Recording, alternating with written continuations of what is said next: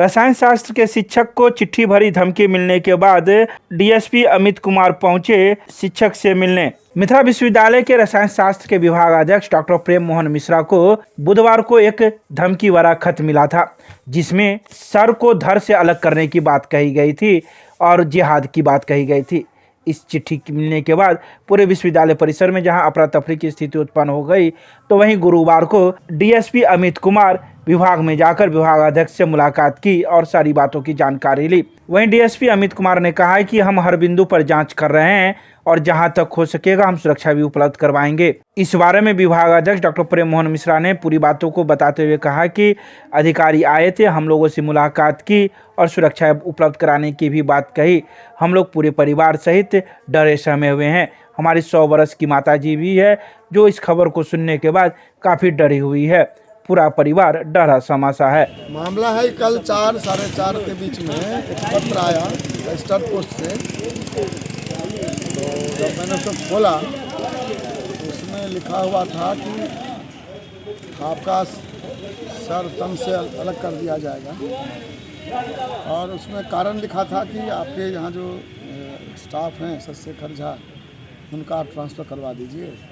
उन पर कुछ आरोप लगाए गए थे और मेरे पर था कि पूरे परिवार का सफाया करना। मेरे समझ में कुछ आया नहीं तो मैंने कल अपने कुलपति और सचिव महोदय को लिखा और थाना को भी लिख दिया था। कल थोड़ा मैं अधिक डरा हुआ था, लेकिन आज सुबह से देखें पुलिस बहुत सक्रिय है। अभी डीएसपी साहब आए हुए थे, अमित कुमार जी, जाँच की है यहाँ से। आईजी साहब का भी फ़ोन आया था, सब लोग लगे हुए हैं और सुरक्षा गार्ड मुझे दे दिया गया है तत्काल। थोड़ा सा आज राहत महसूस कर रहा हूँ, क्या होता है। मामला ये है कि कल बाई स्पीड पोस्ट इनके कार्यालय में एक पत्र आया है, कोई फ़ोन वगैरह नहीं किया गया। एक पत्र आया है कि विभागीय कुछ मामले हैं, किसी के ट्रांसफ़र वगैरह का इशू है, उससे रिलेटेड धमकी दी गई है, उससे संबंध में पत्र आया है, उसकी छानबीन की जा रही है। कुछ पुराने मामलों का जिक्र है जो इनके कार्यकाल के पहले का है, काफ़ी पुराने 95 का इशूज़ है, जैसा बता रहे हैं सर, 1995 वगैरह का इशूज़ है। उसके संदर्भ में उसी को और एलेबोरेट करते हुए कुछ इश्यूज़ बताया गया है, उसको सॉर्ट आउट करने के लिए कहा गया है। तत्कालीन एक प्रोफेसर हैं, उनके लैब डेमोस्ट्रेटर वगैरह हैं, उनके ट्रांसफर वगैरह का इश्यूज़ बताया। देखिए, ये अभी प्रमाणिक नहीं हुआ है कि पत्र जिहादी ने लिखा है। एक शब्दावली से उतने बड़े कंक्लूजन पर हम लोग अराइव नहीं कर सकते हैं, अभी छानबीन का विषय है। ये एक स्टूडेंट का मिस्टेक भी हो सकता है, कोई गंभीर मामला भी हो सकता है, जिहादी मामला भी होता है, कुछ भी हो सकता है। इस पर जाँच के बाद ही कुछ कहना उचित है। आश्वासन ये दिया है कि इनकी सुरक्षा की जिम्मेदारी हमारी है और हम लोग जल्द ही जल्द मामले का उद्भेदन करेंगे, सुलझाएंगे। हम लोग इनको सुरक्षा प्रदान करेंगे, गार्ड दिया जाएगा।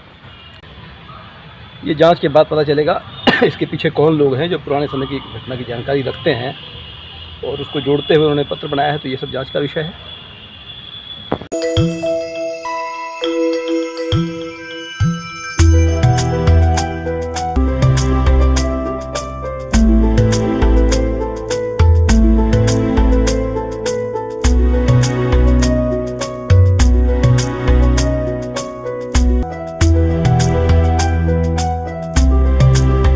बेता ओपी पुलिस के द्वारा चोरी के 10 मोटरसाइकिल सहित 5 लोगों को किया गिरफ्तार। सदर अनुमंडल पुलिस पदाधिकारी ने प्रेस वार्ता कर दी जानकारी। शहर में वाहन चोरी को देखते हुए मंगलवार को अललपट्टी स्थित सुलभ शौचालय के सामने वीआईपी रोड में वाहन चेकिंग अभियान चलाया जा रहा था। इसी दौरान एक काला रंग के पैशन प्रो मोटरसाइकिल, जिस पर रजिस्ट्रेशन नंबर अंकित नहीं था, उस पर सवार 2 लड़के को तेजी से चलाते हुए आया एवं पुलिस को देखकर अपना मोटरसाइकिल छोड़कर भागने लगा, जिससे मौजूद सशस्त्र बल के सहयोग से खदेड़कर दोनों लड़के को पकड़ा गया। साथ ही मोटरसाइकिल को भी पकड़ लिया गया। उन्होंने अपना नाम पूछने पर मोनू कुमार महतो, पिता रामू महतो, गंज वाजिदपुर, थाना बहादुरपुर बताया। वहीं दूसरे ने अपना नाम मुकेश कुमार यादव, पिता राम बाबू यादव, भैरवपट्टी, वाजिदपुर, थाना बहादुरपुर बताया। पकड़ा गया मोटरसाइकिल काला रंग का पैशन प्रो है। मोटरसाइकिल के कागज मांगने पर संतोषजनक जवाब नहीं दिया गया और न ही कोई कागज दिखाया गया। दोनों की तलाशी लेने पर एक पैंट के पॉकेट से 2 मास्टर चाबी बरामद किया गया।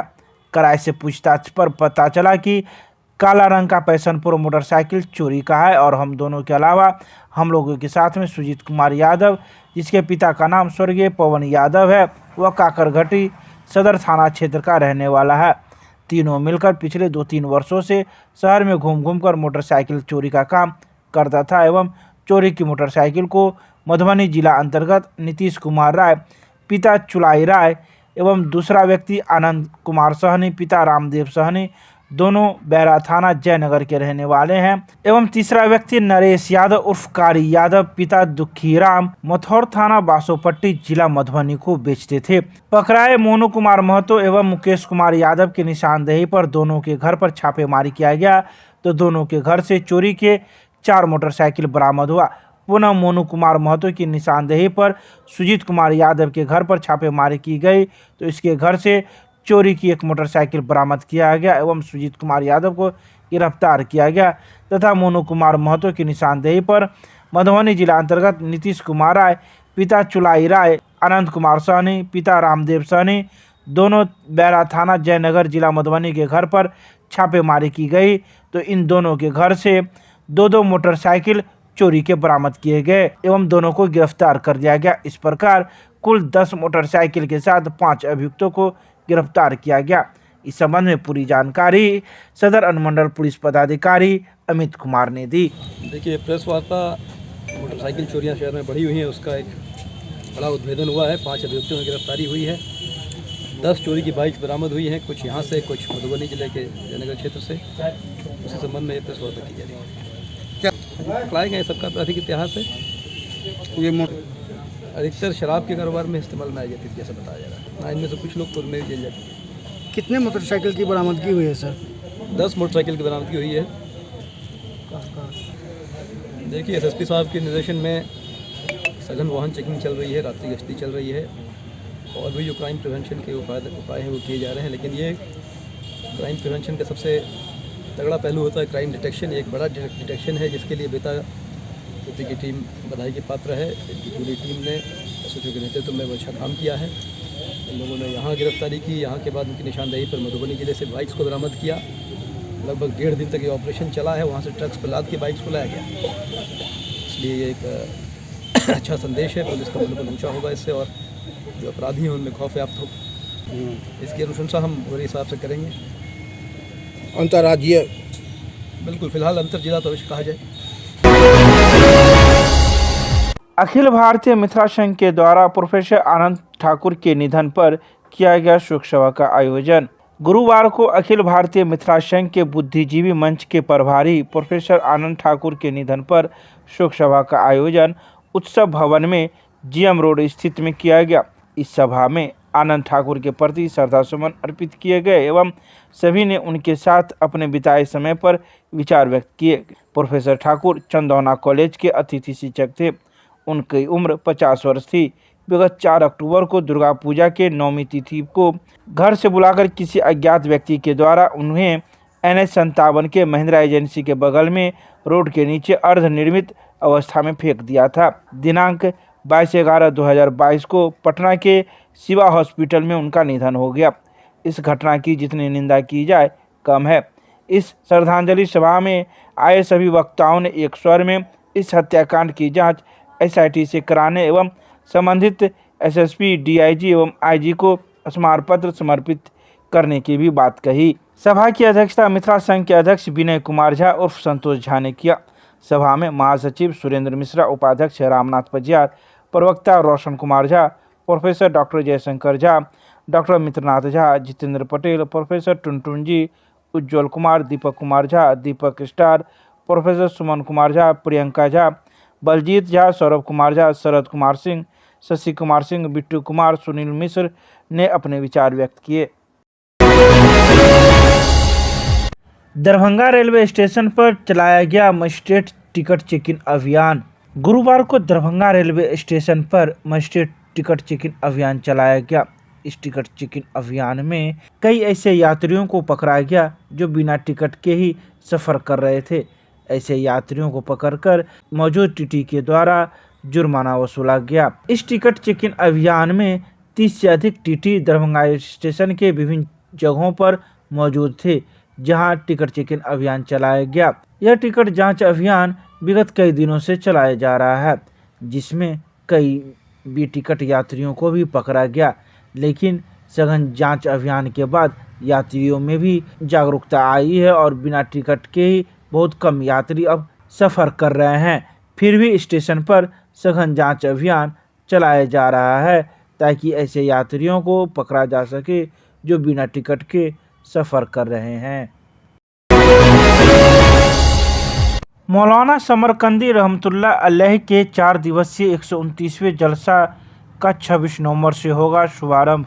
रहमगंज में स्थित खनकाए औलिया समरकंदिया के सूफी संत हजरत सैयद शाह फिदा अब्दुल करीम उर्फ मौलाना समरकंदी रहमतुल्लाह अलैह की 129वीं 4 दिवसीय जलसा का आयोजन किया जाना है, जिसमें 26, 27, 28, 29 नवंबर को कई कार्यक्रम आयोजित होंगे। 4 दिवसीय जलसा खानकाह समरकंदिया हजरत शमसुल्लाह जान बाबू हुजूर की सरपरस्ती में आयोजन होगा। जानकारी देते हुए मीडिया प्रभारी नादिर खान ने बताया कि जलसे की तैयारी अपनी आखिरी दौर में चल रही है। स्टेज व पंडाल बनाए जा रहे हैं। उन्होंने बताया कि दूर से आने वाले लोगों के लिए रहने एवं खाने का भी व्यवस्था किया गया है। सभी लोगों के सहयोग से जलसा की कामयाबी होगी, जिसमें देश के कोने कोने से मुरीद पहुंचते हैं। वहीं देश के हर हिस्से से जाने माने मौलाना एवं शायर भी इस जलसे में पहुंचते हैं और अपनी अपनी कलाम से लोगों को दीन और इस्लाम के बातें बताते हैं।